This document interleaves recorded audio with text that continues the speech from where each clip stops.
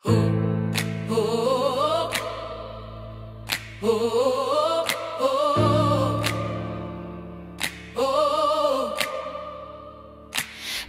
pavisam nesen, tikko kā vakar, es burzījos ļaužu masās.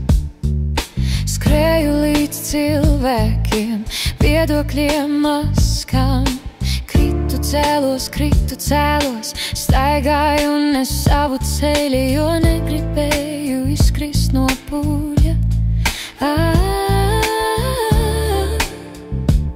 No šī mūžīgi skrienošā pelēkā pūļa mums mācīja, ka drošība un spēks ir barā.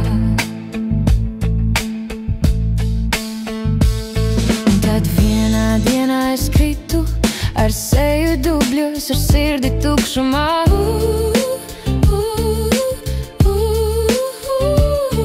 Bars traucās tālāk kā apmāc, kā pelēks mākonis pa sejām. Bez sirdīm, kas silda, bez rokām, kas ceļ. Es jūtu viņu soļus, jūtu troksnis, mīnus un ievas. Es pēkšņi ieraudzīju visas maskas un sejas.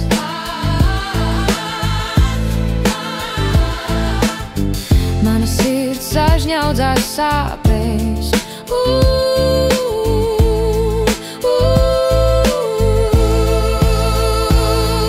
Es kliedzu bez skaņas, tik skaļi, ka dzirdēju tikai debesīs. Es paliku viena klusa mazā, un tikai tad, kad apkārt bija drupas, es pavēru sevi un atradu spēku. Atradu Dievu, sevi un gaismu. Sevi un gaismu.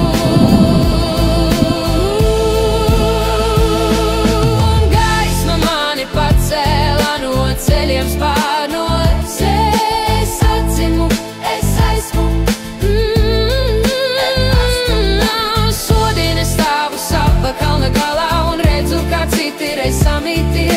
Ceļas un dodās viens otram pretī, nebūs vairs pūlis, būs cilvēks savā gaismā, savā spēkā, savā sirdī. Atceries, zemākais punkts nav beigas, klusums nav kāps, tas ir sākums, sākums atmodāju.